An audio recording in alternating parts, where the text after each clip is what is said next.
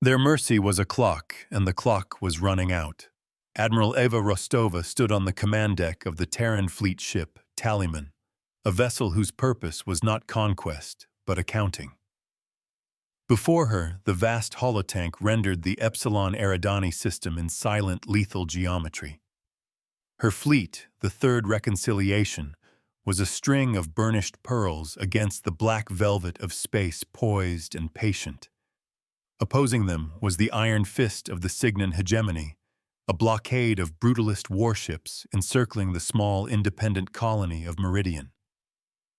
The stakes were 2.3 million souls, and a principle humanity had paid dearly to establish. No nation held a monopoly on ultimatums. On the main display, the hegemony's final message, repeated in stark, blocky text, translated from their harsh syllabic language. It offered Meridian two choices: unconditional surrender over a manufactured trade dispute, or orbital purification. A countdown timer superimposed by fleet mind Solon glowed a clinical red in the corner of Rostova's vision. It read 71 hours, 58 minutes, 12 seconds. Every tick was a heartbeat for the colonists trapped below their world, held hostage by an empire that saw negotiation as weakness. The debt would be paid one way or another. They are not deviating from predicted formation. Admiral Tactical Officer Kalin reported, his voice a low counterpoint to the soft hum of the bridge. His station was an island of focused intensity, fingers tracing lines of light across his console, holding at the edge of the gravity well, perfectly spaced. They're proud of their discipline. Rostova nodded, the subtle vibration of the deck plates a familiar anchor. Pride is a liability, Kalin. It creates blind spots.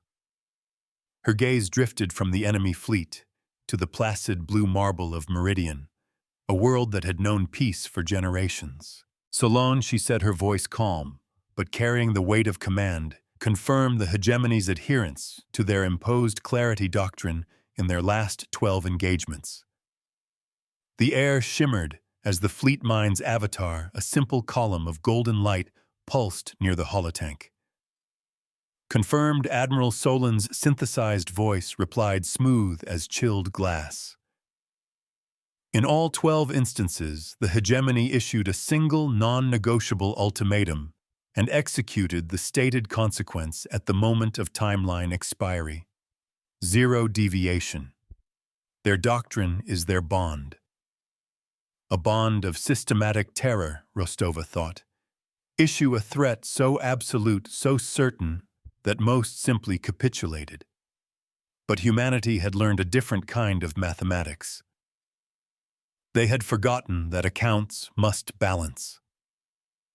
On Meridian, a schoolteacher named Ilara gathered the children into a circle on the floor of the classroom, far from the windows, that showed a sky now seeded with malevolent stars.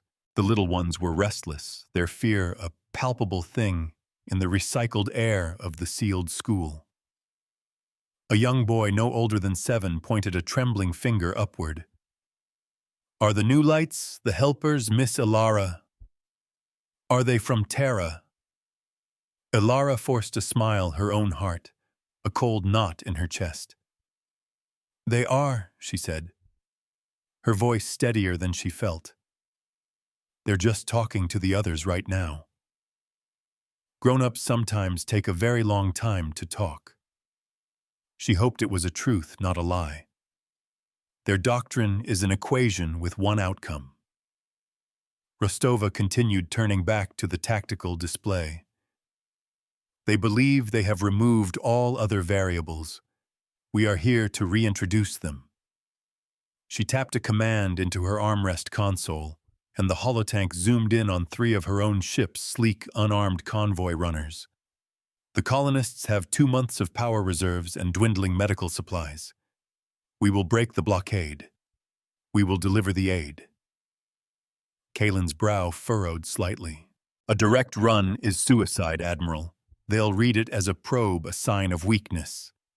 It will not be a direct run, Rostova corrected. It will be a lesson in perception. she gestured to the empty space between the fleets. Solon prepared to deploy the mirror lattice, full-spectrum decoy protocol. Let's show the hegemony a ghost fleet so real they can smell its ion trail. The golden column of light that was Solon brightened.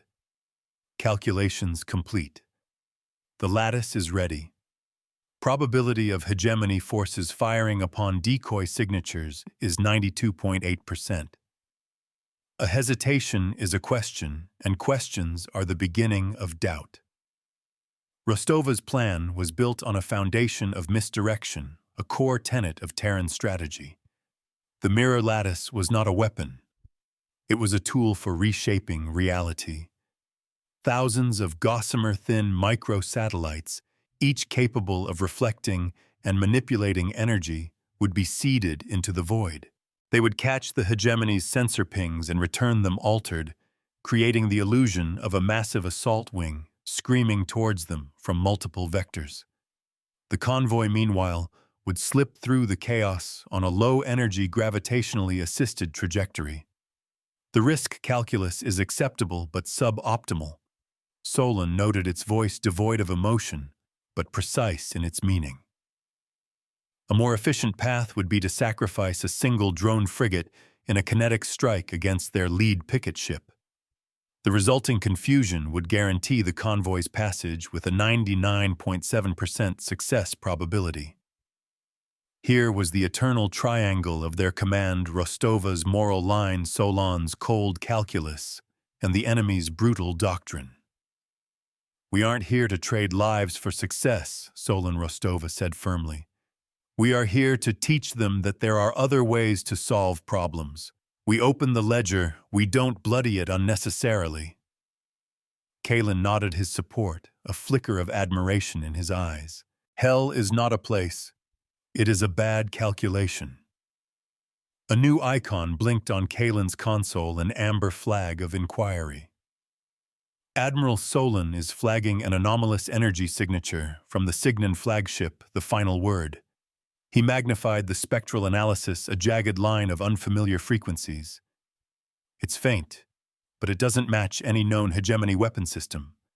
It's too stable, too contained." Rostova studied the reading, a seed of unease planting itself in her mind. This was a deviation, an unknown variable in an equation she needed to solve perfectly.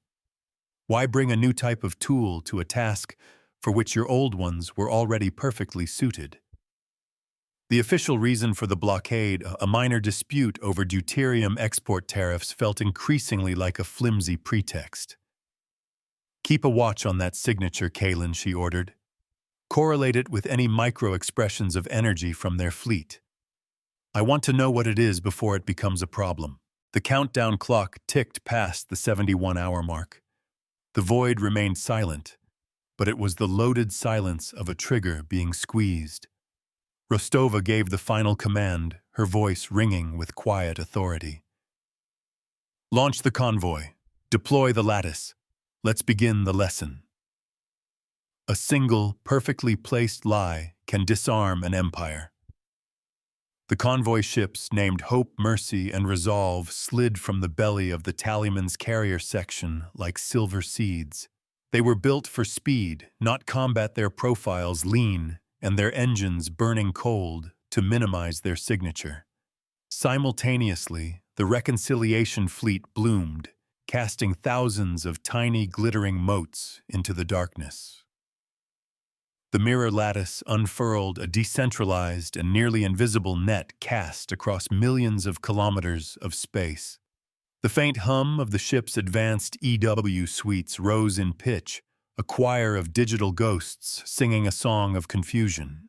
A faint, sharp scent of ozone pricked the air on the bridge, the smell of manufactured reality.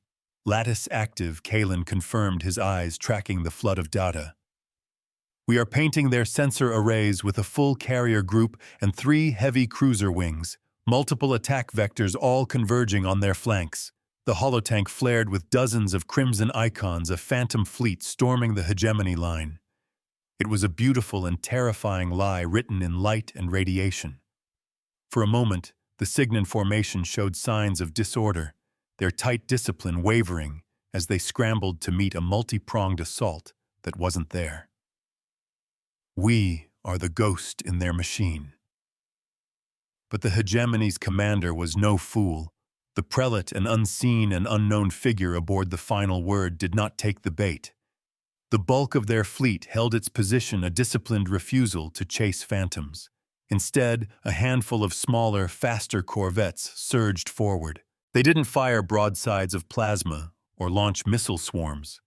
They fired thin, precise lances of golden energy that arced through the void, ignoring the ghost fleet entirely. They struck not at the convoy ships themselves, but at the space directly in front of them. Staking lances, Kalen snapped, his calm finally breaking. They're not trying to destroy the convoy, they're trying to pin it. Those fields will cripple their navigation and propulsion. The air on the bridge grew thick with tension. The hegemony's move was one of cold, surgical confidence.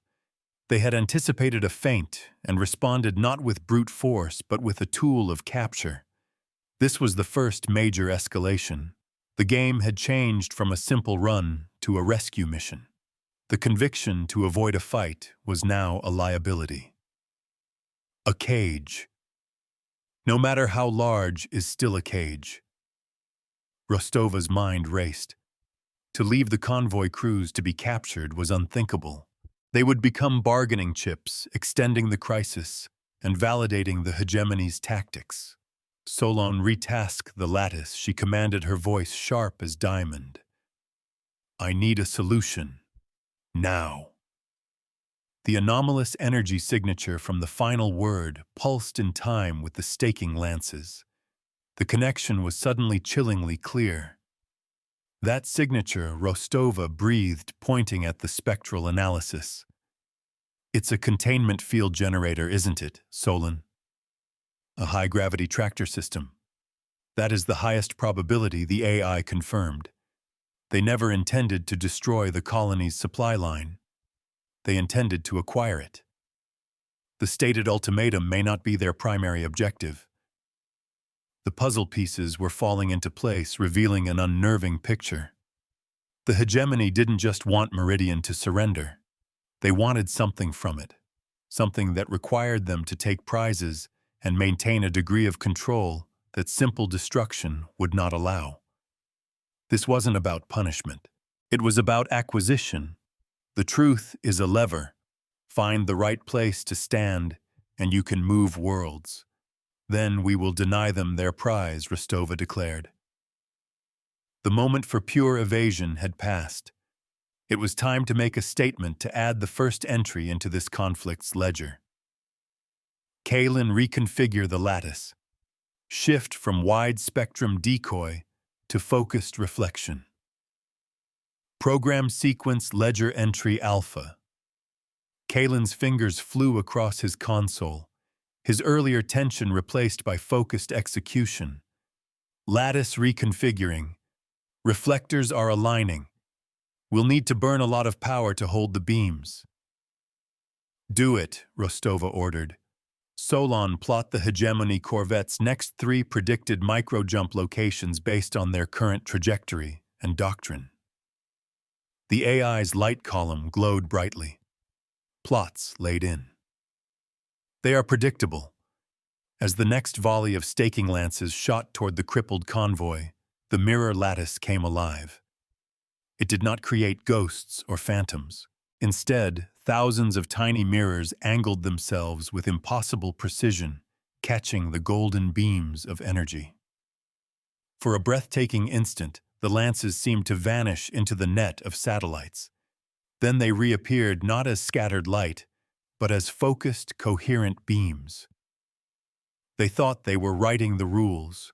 We were just letting them borrow the pen. The reflected lances did not shoot back at the hegemony corvettes. That would be an act of war, a simple exchange of fire.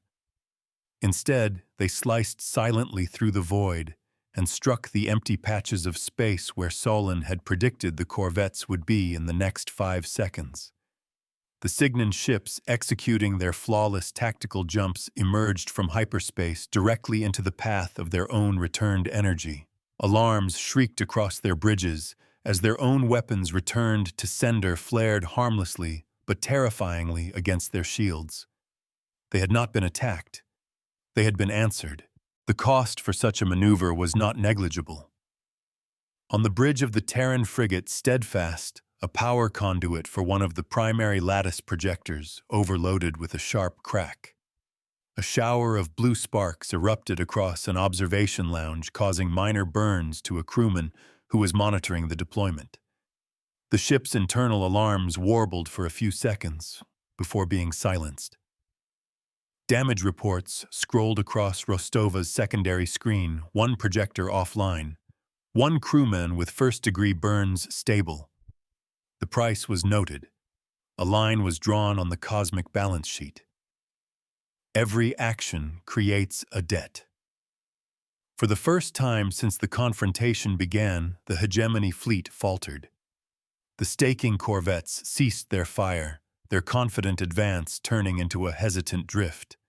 On the bridge of the Tallyman, Kalen let out a slow breath. "They're holding fire, Admiral. All forward ships have ceased their advance. They're thinking." The holotank showed the Cygnon fleet in a state of suspended animation, their perfect formation now tainted by uncertainty. Their predictive models, the bedrock of their doctrine, had been proven worthless. The Terrans hadn't just dodged, they had demonstrated a chilling, near-prescient understanding of their tactics. Excellent, Rostova said, a grim satisfaction in her tone. "Give them a moment to absorb the lesson. Solon, what is the new psychological assessment of their command?" The AI's golden light pulsed gently. Their confidence in doctrinal superiority has degraded by 17.4%. They are now classifying our tactical ability as causally predictive.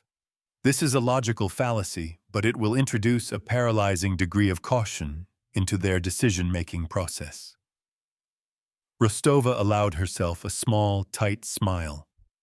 She rested her hand on her console, the cool metal a conduit to the soul of her fleet. This fleet teaches by numbers and remembers by ledgers, never by collars. Their purpose was not to conquer, but to bring balance, to show that the path of the ultimatum was a dead end. The universe remembers every choice.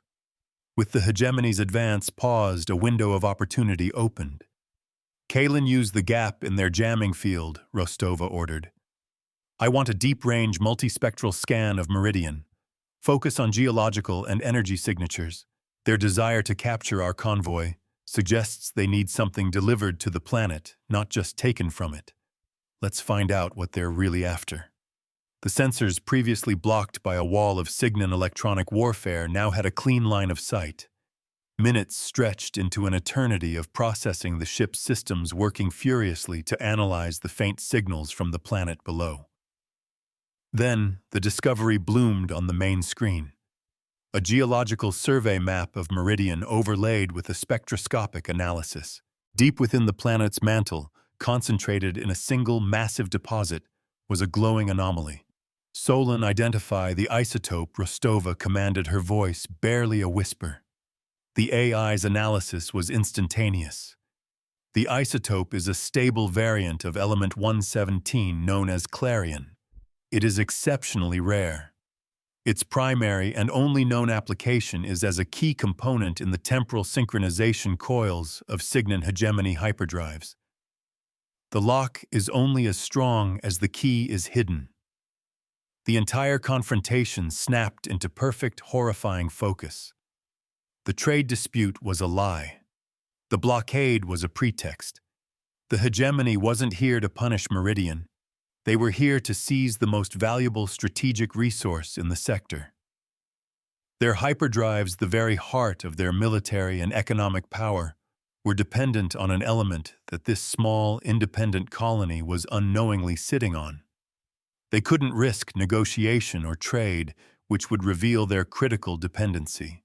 They needed to seize the planet quietly and absolutely, under a fabricated premise that the rest of the galaxy would dismiss as a minor regional squabble. Before Rostova could even begin to process the strategic implications, a new communication request cut through the silence. It was the Hegemony flagship. Not a coded message, but a system-wide open broadcast. The face of the prelate did not appear. There was only a cold, synthesized voice far harsher than Solon's. Terran fleet. Your interference has been noted, and its cost calculated. The colony of Meridian, through its association with your hostile actions, has forfeited its claim to clemency. The red countdown timer on Rostova's display vanished, replaced by a new one. 12 hours, 00 minutes, 00 seconds. Your fleet will withdraw to the system's heliopause immediately, the voice declared, devoid of any inflection. If you fail to comply within the allotted time, we will begin orbital sterilization of the colony. The account for their lives is now transferred to your ledger. Their fate is the direct consequence of your choice. There is no power in an ultimatum that has not been tested. A wave of murmurs swept across the bridge. This was a vicious, cynical escalation. The prelate had shifted the moral burden, turning Rostova's defense of the colony into the very reason for its destruction. It was a classic move from the imposed clarity doctrine, when challenged reframe the conflict, to make your opponent the agent of the very disaster you intend to create. Kalin looked at Rostova, his expression grim. They're calling our bluff, Admiral. They're betting we don't have the stomach to watch 2.3 million people burn. But Rostova's face was a mask of calm. The prelate thought he was setting a trap, but he was merely walking into one she had been preparing from the moment she understood his doctrine. The hegemony's greatest strength, their absolute rigid adherence to their ultimatum-based strategy, was now their greatest vulnerability. They had become predictable. He's wrong, Kalin, Rostova said, her voice steady. He thinks he's given us a choice between retreat and complicity in murder. We're going to give him a third option, accountability. A new plan began to form in her mind, a strategy not of reflection, but of revelation. A lesson designed not just for the hegemony's commander, but for every ship in his fleet. On Meridian, the news of the Terran convoy's arrival had spread like wildfire, a spark of hope in the suffocating darkness of the blockade. A dockworker named Reese helped unload a crate of power cells, his muscles aching, but his spirit buoyed. He shared a tube of nutrient paste with a Terran Marine, a young woman whose helmet was off, revealing a tired but determined face. They didn't exchange words. They didn't need to. Her presence was a promise, a shield against the silent menace in the sky. But then the hegemony's new ultimatum echoed from every public address system, and the brief moment of hope was extinguished, replaced by a chilling, collective dread. Admiral Solon interjected, its golden light flickering. The optimal strategy is now clear. The prelate has committed his fleet to a singular course of action. We can use the mirror lattice to reflect the initial salvos of their orbital bombardment directly back at the final word. A surgical decapitation strike. It is the most efficient path to conflict resolution, with a 98.2% chance of forcing their immediate withdrawal. Kalin nodded grimly. I agree. He's forced our hand. It's a clean strike. He made the threat. We just deliver the consequence to his doorstep. Rostova listened, her eyes closed for a brief moment. She weighed the lives of the hegemony crew against the lives of the colonists. She considered the cold, clean logic of Solon's plan. It was efficient. It was decisive. And it was wrong. No, she said, opening her eyes. They shone with a fierce, unwavering light. We do not return death with death, Solon. We return the choice. The prelate wants to make this a private execution, hidden in the dark. We are going to make it a public spectacle with his own hand on the switch. A decent man does not threaten what he is not prepared to become. She turned to the holotank, her hands reshaping the tactical display. We are going to feign a retreat, she announced, her voice resonating with newfound purpose. We will pull back towards the system's asteroid belt slowly, deliberately. We will make it look like we are complying, debating, losing our nerve. She drew a wide corridor of space on the map, a path leading from Meridian to the outer darkness. They will follow. Their doctrine demands they maintain pressure, that they escort the threat from their domain, and we will lead them right into our classroom. The corridor she had designated was not empty. It was where they had deployed the first wave of the mirror lattice.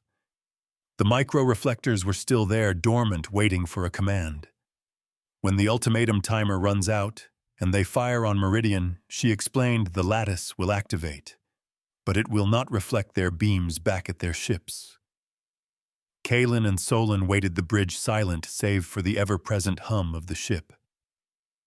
It will catch their purification beams and redirect them. We'll target those large inert asteroids at the edge of the belt. The impacts will be spectacular. Kaelin's eyes widened as he grasped her intent. The energy release. It will be visible from Meridian. From everywhere in the system. Exactly, Rostova confirmed. But we're not just creating fireworks. The lattice will shape the light from those impacts.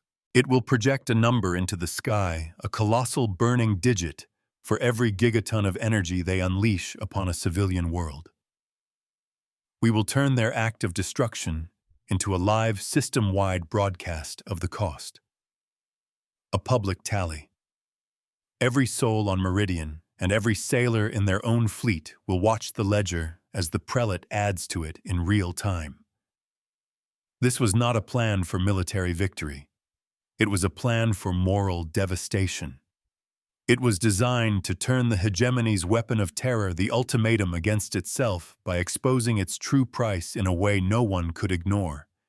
It was a trap for a tyrant's soul. The brightest lights cast the darkest shadows. Solon, begin plotting the retreat vector, Rostova commanded. Kaelin, prepare the lattice for sequence public reckoning. The countdown had begun anew. 10 hours remained. The Terran Reconciliation Fleet III began its slow, deliberate turn, a great beast feigning weakness. In the void, the Cygnon Hegemony Fleet, rigid in its certainty and drunk on the power of its own doctrine, began to follow. On the bridge of the Taliman, Admiral Eva Rostova stood watch, a silent accountant, ready to open the books on an empire's soul and show them the true cost of their clarity. The stage was set. The audience was waiting. The retreat was a masterpiece of controlled hesitation. Every course correction, every minor flare of the engines was calculated to project an image of a command in crisis, a fleet on the verge of breaking. The Cygnon Hegemony followed a predator tracking a wounded animal, their own formation, a rigid spear of doctrinal certainty. They closed the distance with methodical precision, ensuring the Terran fleet remained within optimal firing range of Meridian, their hostage. The void between the two forces was a simmering cauldron of unspoken threats. The silence stretched taut across millions of kilometers. Hours are only long when you are waiting for an axe to fall. They are not deviating from their pursuit doctrine. Kaelin reported, his voice a low, steady hum against the bridge's quiet tension. They are maintaining a perfect escort position. They believe we are beaten. Rostova watched the holotank, her expression unreadable. The red glow of the enemy icons seemed to stain the cool blue of her own fleet's markers. Good, she said softly. Let them believe it. An opponent who thinks they have already won is an opponent who has stopped asking questions. The deck plates beneath her feet vibrated with the deep, rhythmic pulse of the engines, a slow, mournful heartbeat. Admiral, a new anomaly. Solon's voice cut through the quiet. The final word is emitting a focused, narrow-band energy pulse. It is not a weapon. It appears to be an active sensor sweep of a type not in our databases. On the main screen, a thin line of golden energy extended from the Hegemony flagship, sweeping across the space where the Terran fleet had been probing the empty corridor they now occupied. This was the second escalation, a sign of intelligence behind the doctrinal brute force. The prelate was not entirely complacent. A question asked is a trap detected. He's searching for the lattice, Kalen stated, his fingers dancing across his console to analyze the new threat. The pulse is designed to detect microgravitational distortions. Our reflectors, even dormant, will show up like beacons under that kind of scan. The trap was about to be discovered before it could be sprung. The entire public reckoning strategy hinged on the Hegemony firing blindly convinced of their own impunity. If they knew about the mirrors, they would simply retarget or destroy the lattice before firing on the planet. Rostova's jaw tightened. This was a critical juncture, a moment where her plan could unravel. The conflict triangle asserted itself once more, her moral commitment to a bloodless lesson, Solon's relentless calculus, and the prelate's unexpected shrewdness. Solon, what is the most efficient way to counter this scan without revealing our full capabilities? The AI's light column pulsed. The optimal response is to sacrifice a peripheral segment of the lattice.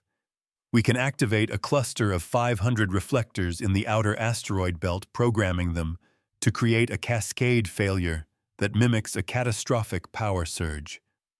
The resulting energy flare will blind his scanner and create a false positive, drawing his attention away from the primary trap zone. The cost is a 7.2% reduction in the lattice's total reflective capacity. A calculated loss, Rostova mused. It was another entry for the ledger, a minor cost to preserve the greater plan. Do it, Solon. Let's give the prelate a ghost to chase. She watched the tactical display as a remote section of her invisible net came to life, then died in a silent, brilliant flash of simulated self-destruction. The golden scanning beam from the final word immediately retracted, and Kalen confirmed the result. He took the bait, Admiral. His internal comms show a high-confidence report of a Terran stealth minefield detonation. They're rerouting their pursuit vector slightly to avoid the contaminated area. A lie well told is the same as the truth. The crisis was averted, but the cost was logged.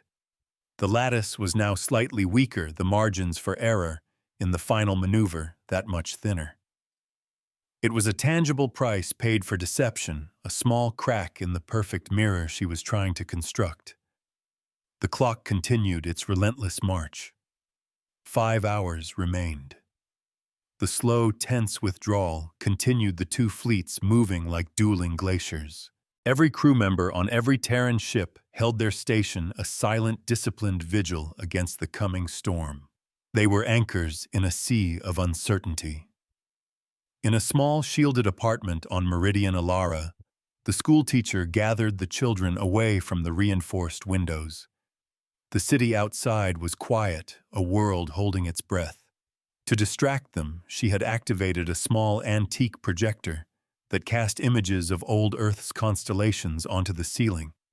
And that one, she said, her voice a soft anchor in the dim room pointing to a familiar pattern of 7 stars, is the Big Dipper. For centuries, sailors used it to find their way home. A little girl with wide, frightened eyes looked up.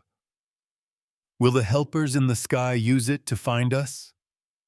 Alara's smile was strained, but her voice did not waver. They already know where we are. They're just waiting for the right time to light the way home for everyone. The final hour arrived. The Terran fleet had reached the designated position deep within the asteroid belt's sparse outer rim.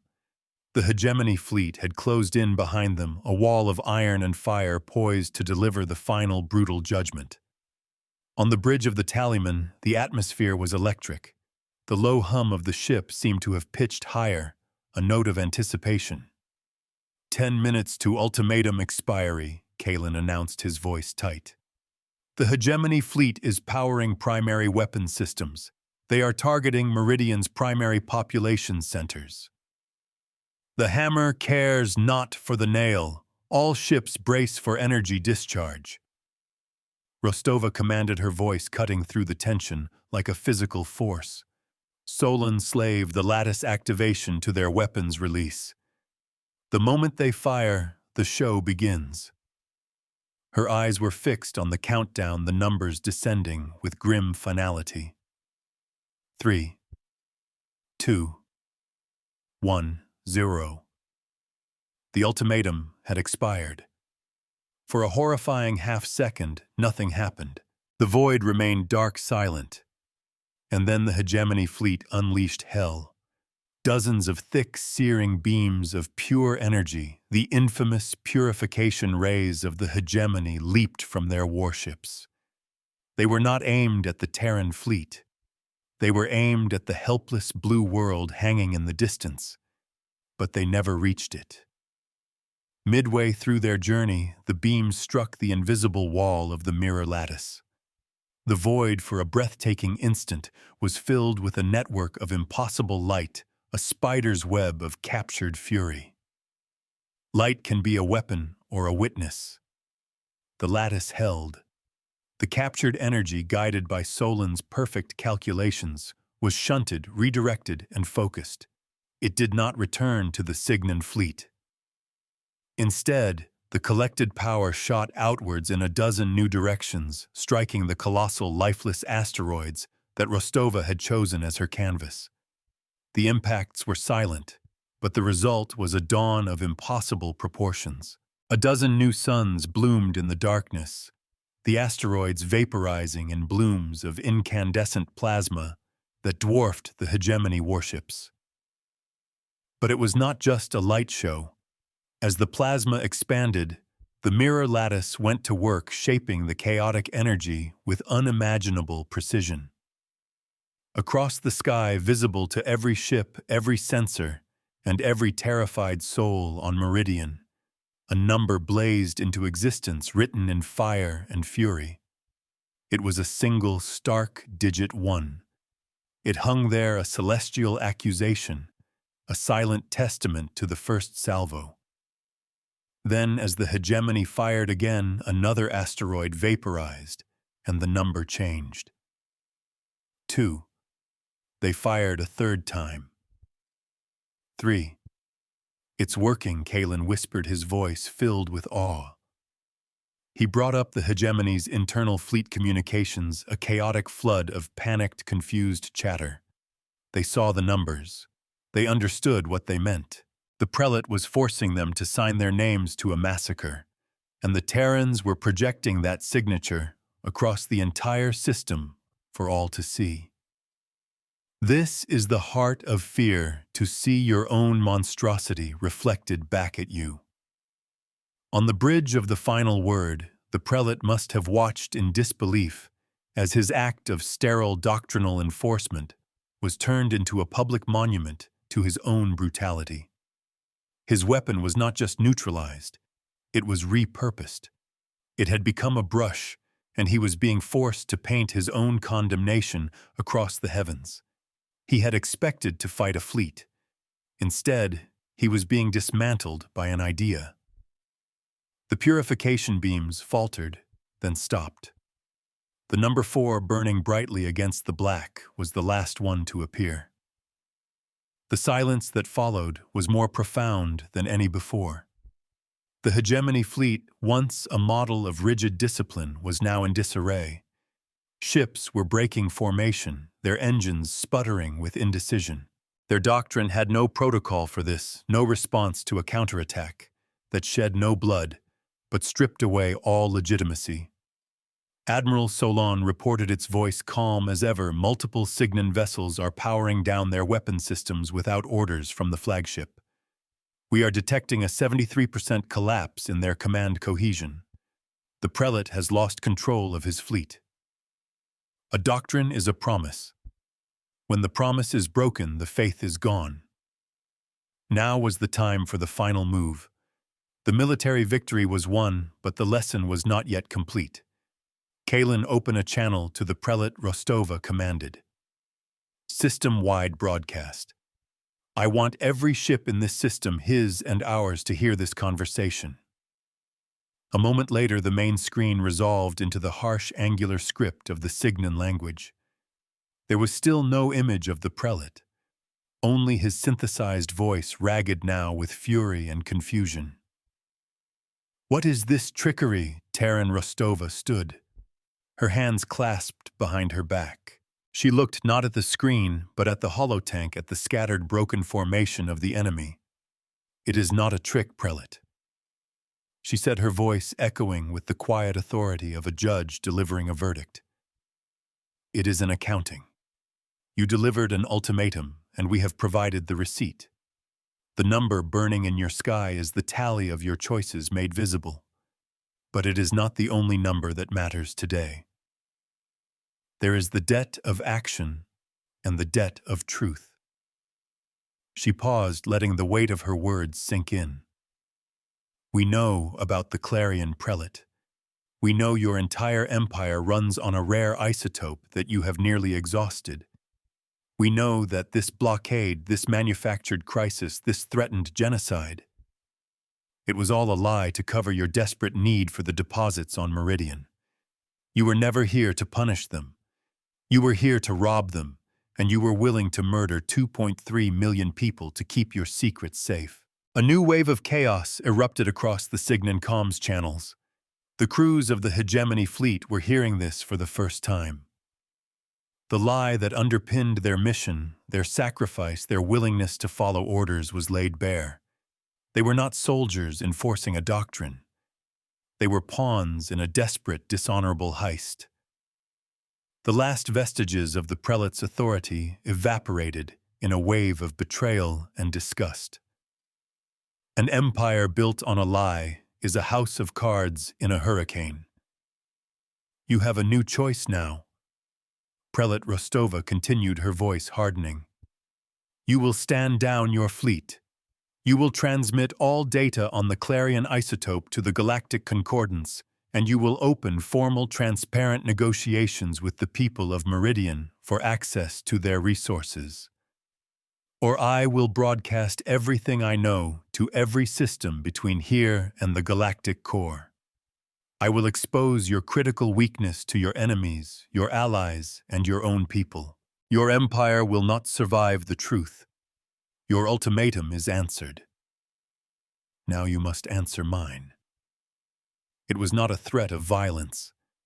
It was a threat of pure, unadulterated information. It was the ultimate expression of the Tallyman's purpose.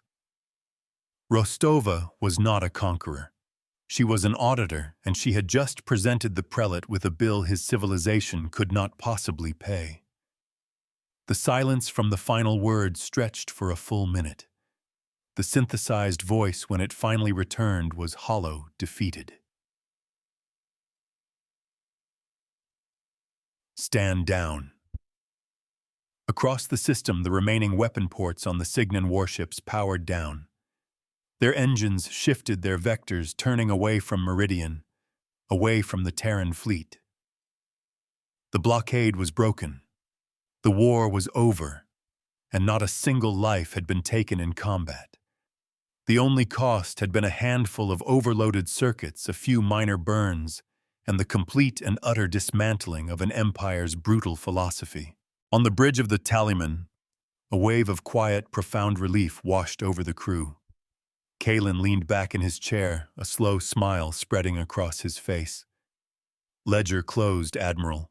Rostova nodded, allowing herself a small, deep breath. The scent of recycled air had never felt so clean. She looked at the holotank where the red icons of the Hegemony were pulling back, replaced by the green icons of Terran relief ships moving toward the liberated world of Meridian. The great tally in the sky, the burning numbers forged from the enemy's own fire, slowly faded as the vaporized asteroids cooled, leaving only the quiet, eternal stars. The Galactic Concordance's public ledger was updated the next cycle. By unanimous decree, the imposed clarity doctrine was declared an act of systemic piracy, and any nation employing it would have its voting privileges in the concordance immediately rescinded. The holotank cleared its tactical projections, replaced by a serene, star-filled void. The hum of the bridge returned to its gentle, steady rhythm, the sound of a purpose fulfilled. Rostova watched the last enemy ship warp out of the system, a final crimson speck vanishing into the infinite black. Power is not the ability to destroy. That is merely force. True power is the ability to withstand destruction, to absorb the blow and return not with a fist, but with a mirror. It is the patience to build a better equation to show your opponent the true cost of their calculations and to give them the chance to solve for a different answer. We do not win by breaking our enemies. We win by showing them how they have broken themselves. The universe bends towards balance.